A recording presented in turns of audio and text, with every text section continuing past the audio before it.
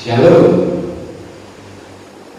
Bapak Ibu dan Saudara yang terkasih di dalam Tuhan Yesus, pada pagi hari ini kembali kita akan membaca firman Tuhan yang sudah Bapak Ibu Saudara baca tadi dari kitab Roma ayat 8, kitab Roma 8 ayat ke-31 sampai ke-39.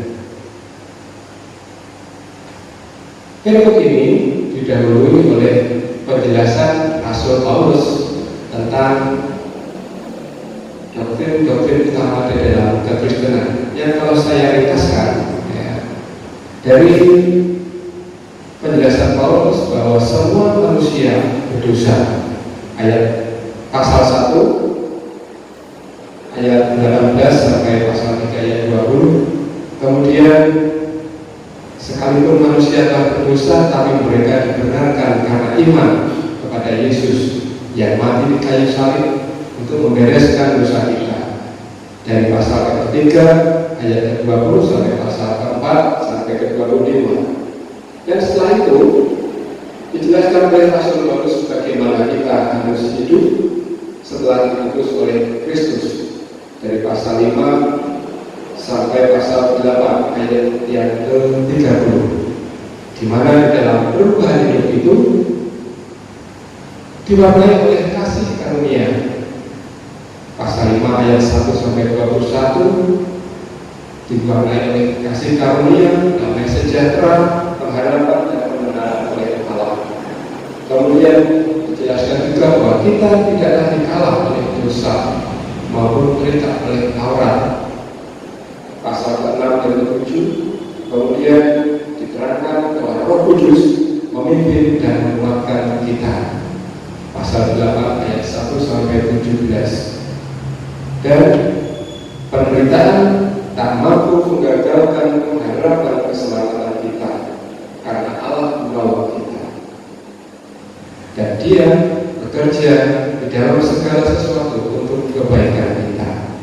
Itu dari pasal ke-8 ayat 18 sampai 30. Kemudian yang kita baca bersama tadi diawali dengan ayat yang ke-31. Sebab itu, apakah yang akan kita katakan tentang semuanya itu?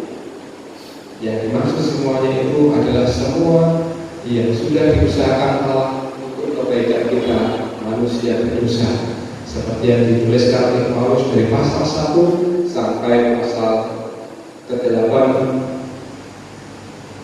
ayat 30. Nah, semua yang diusahakan Allah bagi kita manusia berdosa, itu menunjukkan bahwa Allah ada di pihak kita.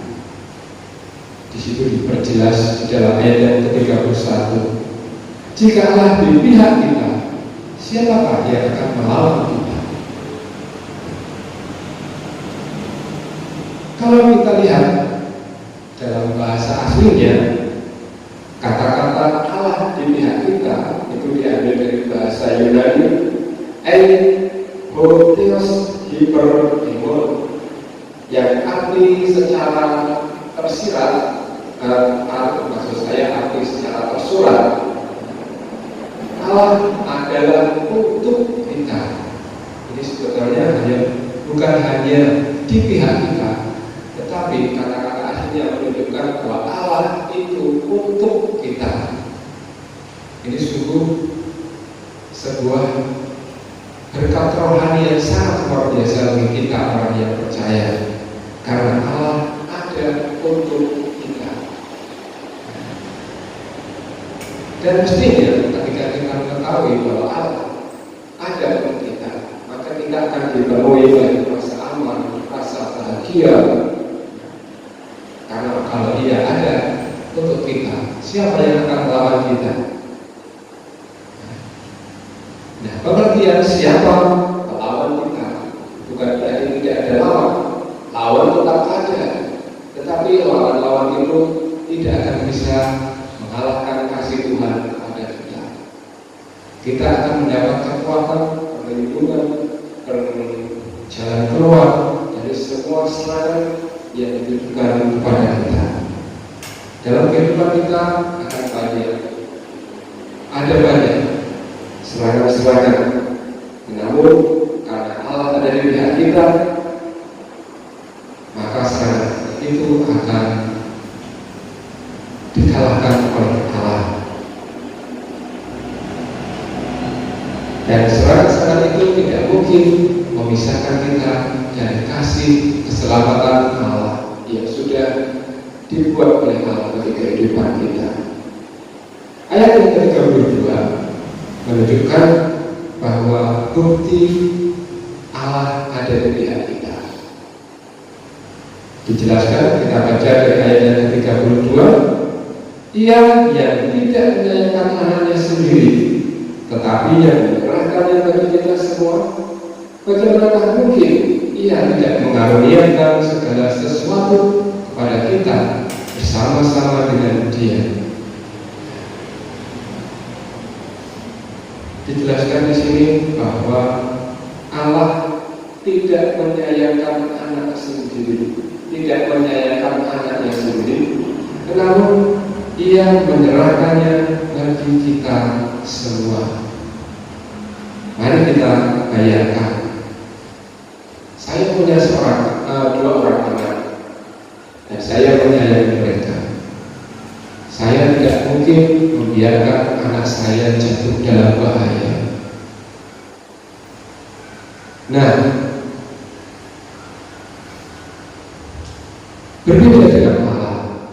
Sekalipun Dia menyayangi anaknya, tetapi Dia memutus anaknya untuk menolong kita. Meskipun Allah tahu bahwa anaknya akan mengalami penderitaan yang luar biasa, dan ini tentu sangat menyakitkan. Coba seandainya kita bayangkan anak kita sedang jatuh, dia terluka, hati kita pasti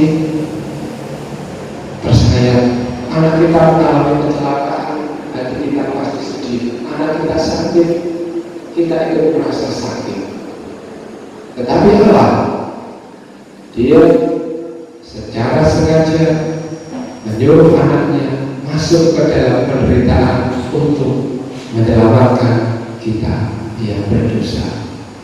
Pada waktu saya masih kecil, saya pernah membaca sebuah majalah Kristen untuk anak-anak. Dulu namanya Cipcok. Nah, di situ ada sebuah ilustrasi yang membuat saya menangis ketika membacanya. Jika diceritakan di situ, ada sekelompok orang yang hendak meninggalkan negaranya karena negaranya sedang dilanda peperangan yang dahsyat, dan pada saat itu dikuasai oleh diktator. Mereka berusaha meninggalkan negaranya dengan menaiki sebuah perahu kecil. Mereka hendak melintasi laut untuk pergi ke negara yang aman.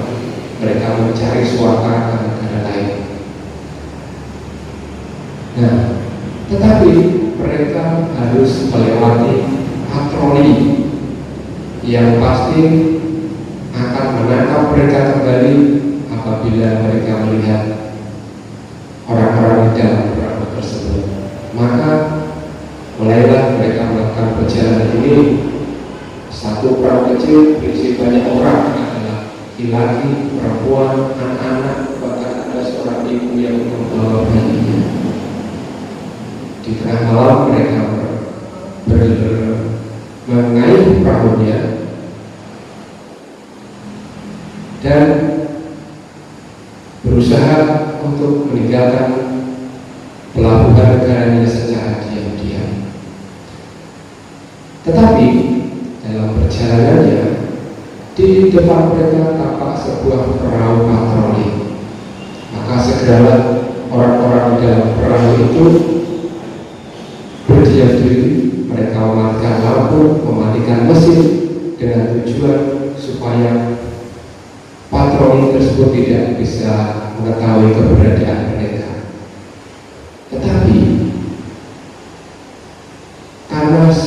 situasi yang tidak nyaman, bayi yang dibawa oleh seorang ibu mulai rewel, mulai menangis. Padahal perahu patroli, kapal patroli tersebut mulai mendekati kapal tersebut. Orang-orang di sekitar perahu itu, di dalam perahu itu mulai panik. Mereka menyuruh ibu itu untuk mendiamkan anaknya. Kalau anaknya menangis, maka akan terdengar oleh kapal patroli dan tentu mereka akan ditangkap, masuk penjara dan akan menghadapi hukuman yang berat. Si ibu itu berusaha mendiamkan anaknya, tetapi anaknya tidak mau diam juga.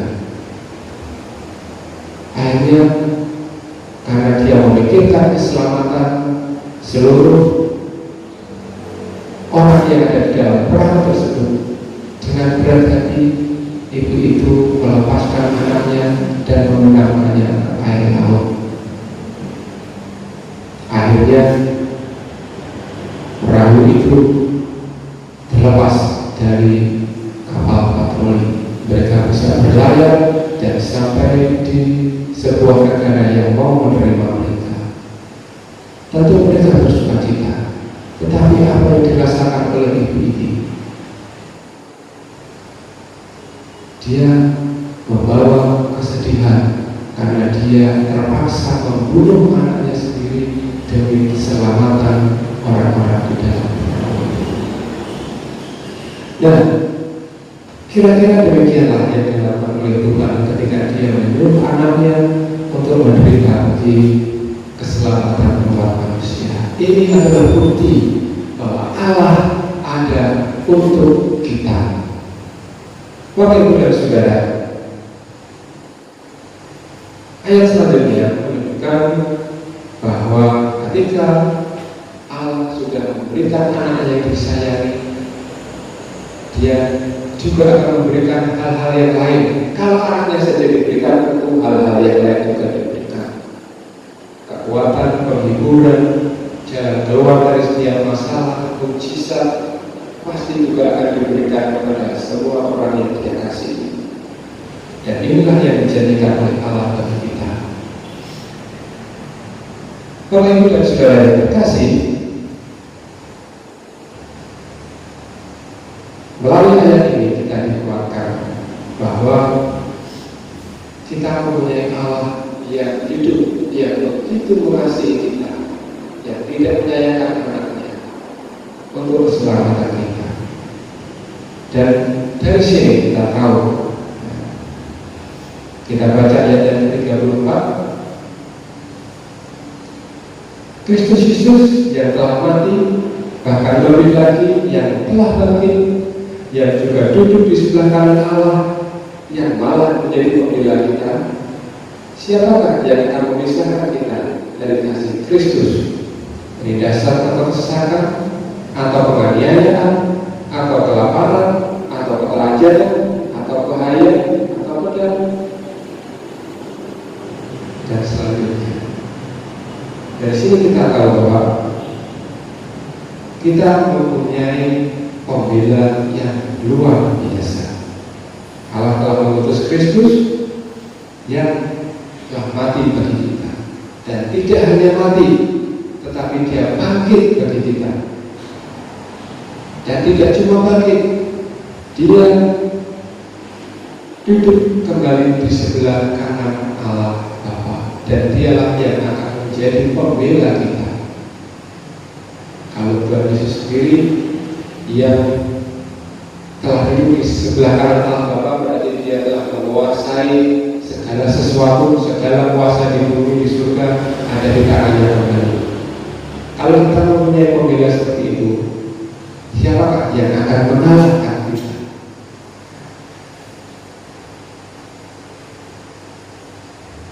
Oleh karena itu kemudian disebutkan pada ayat yang ke-37, tetapi dalam semuanya itu kita lebih daripada orang-orang yang benar oleh Dia yang telah mengasihi kita. Pada waktu saya masih kecil, saya mempunyai teman-teman sekampung tempat saya bermain bersama sepak bola. Di sebelah rumah saya ada sebuah lapangan kecil. Di situ setiap sore kami anak-anak kampung situ bermain sepak bola. Dan setelah cukup lama bermain sepak bola bersama, kami ingin mengadakan pertandingan dengan anak-anak dari kampung sebelah. Maka kemudian kami mengadakan pertandingan dengan anak-anak kampung sebelah. Dan ternyata kami menang. Rasanya luar biasa. Sukacita, gembira, dan rasa gembira itu kami bawa berhari-hari. Pertandingan sepak bola itu kami ceritakan lagi, berulang-ulang dengan teman setiap kali kami bertemu. Dan rasanya luar biasa ketika menjadi seorang korban, rasa sukacita. Namun berbeda, suatu kali kami mengajak bertanding dari kampung yang lain. Ternyata kami kalah. Kami pulang dengan wajah muram. Sampai di rumah saya tidak bisa tidur karena memikirkan kekalahan tersebut. Nah, Tuhan sudah mengutus Yesus Kristus bagi kita supaya kita menjadi lebih dari sekedar pemenang. Seorang pemenang dia akan mendapatkan rasa sukacita, dia mungkin akan mendapat hadiah, dia mendapat piala. Tetapi di sini disebutkan bahwa kita akan lebih dari seorang pemenang. Mengapa? Karena apa yang kita peroleh bukan sekedar hadiah, bukan sekedar rasa sukacita, tetapi yang kita peroleh lebih dari itu, yaitu mahkota kehidupan yang akan membawa kita hidup bersama-sama dengan Allah di dalam kekekalan. Dan ini semua sudah direncanakan Allah bagi kita. Sungguh kita patut bersyukur karena kita memiliki Allah yang berada untuk kita. Nah, melalui peristiwa kebangkitan Yesus yang kita peringati pada hari ini, mari kita terima semua yang sudah diperbuat Allah bagi kebaikan kita. Mari kita bersama menjadikan diri kita sebagai orang-orang yang menang karena kita hidup seturut dengan kehendak Allah, dan kita meletakkan iman kita kepada Yesus Kristus yang telah mati, bangkit, naik ke surga bagi kemenangan kita. Kita bersyukur karena Allah yang hidup bagi kita, bekerja bagi kita, senantiasa menyertai kita. Biarpun begitu banyak alam di hadapan kita, apakah itu orang-orang yang membenci kita, orang-orang yang berbeda keyakinan dengan kita, masalah, penyakit seperti yang kita hadapi saat ini, tapi mari kita letakkan iman kita pada Tuhan, karena Dia yang akan memimpin kita menjadi lebih